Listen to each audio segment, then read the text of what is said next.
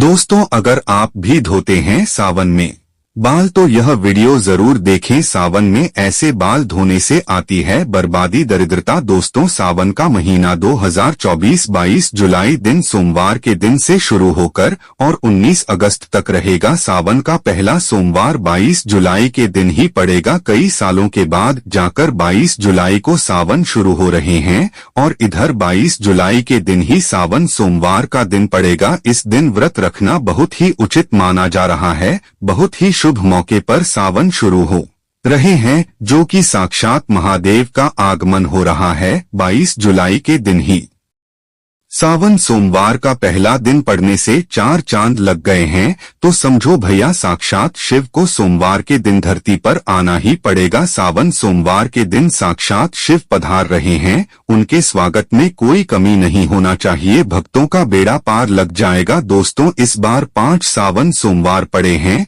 दूसरा सोमवार व्रत 29 जुलाई के दिन मनाया जाएगा और तीसरा सोमवार व्रत 5 अगस्त को पड़ेगा और चौथा सोमवार का व्रत 12 अगस्त के दिन मनाया जाएगा। 5वां सोमवार है, उसकी तारीख है 19 अगस्त। रक्षाबंधन भी है, यानी राखी बंधेंगे। रक्षाबंधन का मुहूर्त तो हम आपको अगली वीडियो में बताएंगे। सबसे पहले हम जानते हैं कि सावन के महीने में बाल क्यों नहीं धोना चाहिए। घर परिवार बर्बाद हो जाता है, संतान कष्ट होता है, व्यापार नष्ट हो जाता है, संकट हमारे ऊपर मंडराने लगता है। आइए जानते हैं। दोस्तों, सावन के पवित्र महीने में भूलकर भी अपने केस यानी बाल ऐसे कभी मत धोना। बने बनाए काम सब बिगड़ जाते हैं। अगर आप भगवान शिव से प्यार करते हैं तो कमेंट में हर हर महादेव, ओम नमः शिवाय लिखे और हमारे चैनल को सब्सक्राइब करके इस बेल आइकन को जरूर दबाएगा। महादेव के लिए एक लाइक तो बनता है,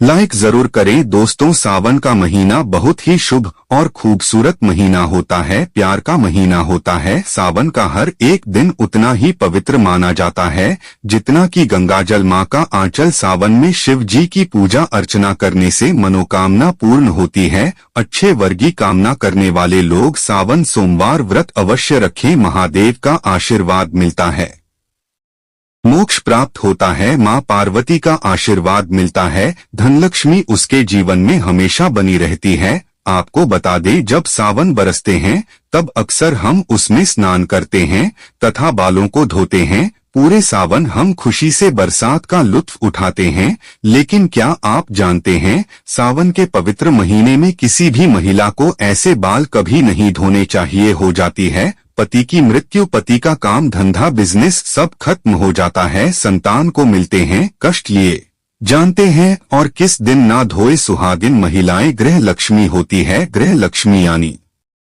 कि घर की सुख समृद्धि आप पर निर्भर है। ऐसे में सुहागिन महिलाओं को कब अपने बाल या फिर सिर धोना चाहिए और कब नहीं, यह तिथि और वार पर निर्भर है। तो अमावस्या, एकादशी और पूर्णिमा तिथि पर चंद्र या तो उच्च स्थिति में होता है। ज्योतिष कहते हैं कि चंद्रमा मस्तक को प्रभावित करता है। दोस्तों, दूसरा हमारे हिंदू पंचांग में तिथि के अनुसार ही व्रत और त्योहार मनाए जाते हैं कि सावन के महीने में किसी भी समझदार कन्या को, स्त्री को, औरत को सावन में जो वर्षा आदि होती है तो उसमें खुले बाल स्नान नहीं करना चाहिए और पाप माना जाता है शास्त्रों के अनुसार। तो आप जितना खुले बाल वर्षा आदि में स्नान करेंगे तो आपके बालों से पानी, जिसके कारण राहु की उत्पत्ति होगी और हमारे पितृगण नाराज हो जाते हैं। उसे महिला या स्त्री को बुरी शक्ति लग जाती है। सावन के महीने में बहुत सी महिलाएं वर्षा आदि में स्नान करती है और वह यह भूल जाती है कि खुले बाल स्नान करने से पितृदोष लगता है। और जब पितृदोष लगता है तथा राहु नाराज होता है तथा ग्रह कलेश, ग्रह दोष, महाकाल सर्प दोष, शनि दोष, मंगल दोष भयंकर रूप ले लेता है। गुरु ग्रह भी साथ छोड़ देता है।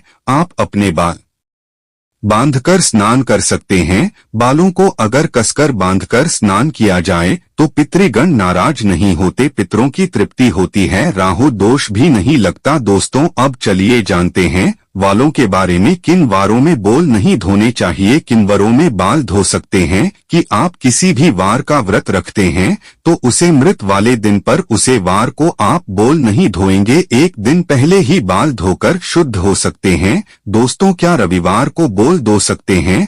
रविवार का व्रत रखते हैं या सूर्य देव की आराधना करते हैं तो रविवार को बाल न धोएं। यदि आप व्रत भी रखते हैं और किसी अनिवार्य कार्य की वजह से आपको रविवार को ही बाल धोना है तो आपके लिए यह उपाय है। दोस्तों आप गुड़हल के फूल ले लीजिए, उन्हें थोड़ा सा मसलकर उससे जो रस निकलता है उसे अपने बालों में लगा लीजिए, उसके बाद बाल धो सकते हैं।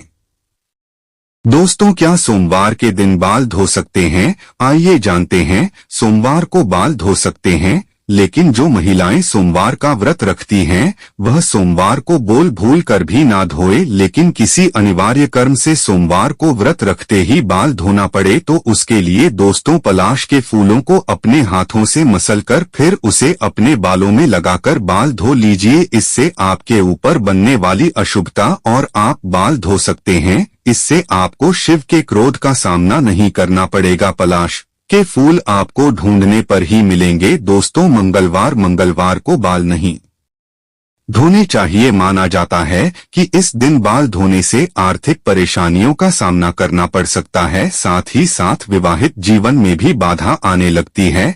यदि किसी कारणवश मंगलवार को ही आपके बाल धोना पड़े, उससे बचने के लिए करेंगे उपाय आंवले का रस या फिर आंवले के चूर्ण का पेस्ट बनाकर आप उसे अपने बालों में लगा ले और फिर अपने बाल धो लीजिए। दोस्तों बुधवार को महिलाएं बाल न धोए यदि किसी महिला के छोटे भाई हो, क्योंकि कि बुधवार का छोटे भाई बहनों के दोष लगता है। हमारे छोटे भाई इससे बचने के लिए एक उपाय है, आप वरुण देव यानी कि जल के देवता को या फिर बुधवार के स्वामी श्री गणेश जी को अपना बड़ा भाई बना ले। दोस्तों कैसे करें चलिए जानते हैं। किसी भी पूजा में जब कलश स्थापना होती है तब उसमें जल भरते हैं तो उसे जल में वरुण देव का आह्वान करके प्रार्थना कीजिए कि हे वरुण देव, मैं आपको अपना बड़ा भाई मानती हूँ, कृपया आप मेरी और मेरे परिवार की रक्षा करें। दोस्तों ऐसे ही हर पूजा में सर्वप्रथम श्री गणेश जी की पूजा होती है, तब भी आप उनसे प्रार्थना कर सकते हैं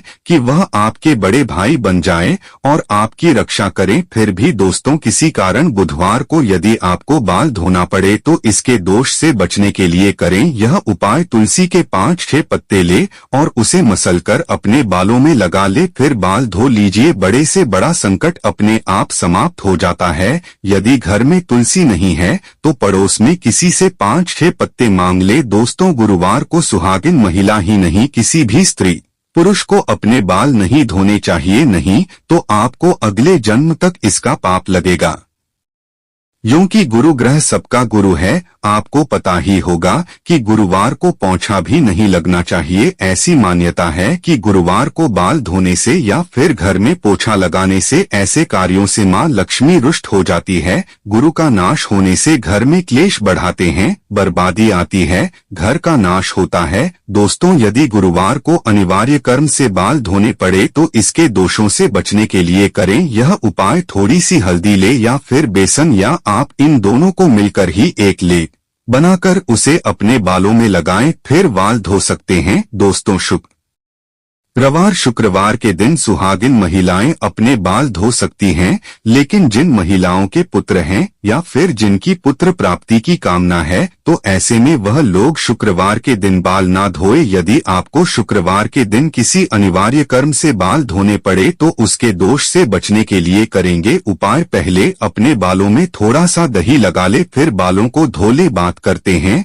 शनिवार को सुहागिन महिलाएं अपने बाल न धोएं। शनिवार यानी कि शनिदेव का दिन माना जाता है। जैसे कि आप जानते हैं सभी देवों में न्याय के लिए उच्च स्थान शनिदेव को दिया गया है। शनिदेव को न्याय का देवता कहा जाता है। एक तरह से आप इन्हें पूरे ब्रह्मांड का जज कह सकते हैं और इसी कारण सभी लोग शनिदेव के प्रचंड क्रोध से भी डरते हैं। दोस्तों यदि आपको शनि के प्रकोप से बचाना है तो इस दिन आप बाल कतई ना धोए। किसी अनिवार्य कर्म से इस दिन बाल धोने पड़े तो इस दोष से बचने के लिए पहले अपने बालों में कच्चा दूध लगाएं, फिर बाल धो ले। बालों में थोड़े से कच्चे दूध का छिंटा लगाकर बाल धोने से शनिदेव की पूरी दृष्टि नहीं पड़ती। और इतना तो आप कर ही सकते हैं कि थोड़ी से दूध का छिंटा अपने बालों में लगाकर शनिवार को जरूर स्नान करें। दोस्तों, हम आपसे कुछ जरूरी बातें शेयर करना चाहते हैं और वह यह है कि सुहागिन महिलाएं अपनी मांग में सिंदूर भरती हैं। शरीर के इस स्थान को यानी कि मांग को गंगा स्थल माना जाता है, तो जब यहाँ पर सिंदूर लगाया जाता है तो उसे गंगा सिंदूर कहते हैं। यही पवित्रता और सौभाग्य की निशानी है। इसी कारण जो सुहागिन महिला नहाकर मांग में सिंदूर भरती है वह पूजा पाठ में शामिल हो सकती है, अगर वह बाल न भी धोए तो, क्योंकि उसे पवित्रता और सौभाग्यवती का वरदान मिला है। दोस्तों, लेकिन पुरुष को हर दिन बाल धोकर ही पूजा पाठ में शामिल होना चाहिए। और डाउट रहता है कि मासिक धर्म के दौरान आप बाल धोए या नहीं। अलग अलग प्रति में इसकी अलग अलग प्रकार तथा हमारे आस पड़ोस में तो आज भी मासिक धर्म के पहले, तीसरे और 5वें दिन कंपलसरी बाल धोते हैं। इसमें तिथि या वर बिल्कुल नहीं देखा जाता। आप तो जानते ही हैं कि माँ को बाल धोने ही क्या नहाने भी नहीं देते हैं, लेकिन इस विषय में वार और तिथि का आप जरूर ख्याल रखें। दोस्तों, आगे माता पिता रहती है किसी भी सुहागन महिलाओं को यह 5 बातें पता होनी चाहिए, नहीं तो आपको तथा आपके पति को कभी भी मान सम्मान नहीं मिलेगा। चलिए जानते हैं। माता सीता रहती है। स्त्री को सदैव अपने बाल बांधकर रखना चाहिए, क्योंकि बंधे हुए बाल रिश्तों को बांधकर रखते हैं। स्त्रियों के खुले बाल घर का विनाश करते हैं, जो कि इसका वर्णन महाभारत काल में मिलता है। खुले बाल नकारात्मक शक्तियों को आकर्षित करते हैं। पूर्णिमा और अमावस्या के दिन बालों को कभी खुल न रखें। कहते हैं इस दिन भूत प्रेत या कोई भी गलत ऊर्जा आपके खुले बाल होने से वह आपको अपना शिकार बन सकती है, आपके पीछे धीरे धीरे दौड़ी चली आती है और आप गहरे कुएं में गिर जाते हैं, यानी संकट में। आज इससे बचने के लिए यह नियम तो मानने नहीं पड़ेंगे। माता सीता ने दूसरी बात बताई थी, कभी भी सुहागिन महिलाओं को पति के बगैर बाहर नहीं जाना चाहिए। इसे तत्काल बहुत ही घोर अनर्थ माना जाता है। माता सीता की तीसरी बात, किसी भी स्त्री को अपने घर की गुप्त बातें बाहर नहीं करनी चाहिए। इससे उल्टा आपके घर का विनाश हो जाएगा। पड़ोसी के घर भी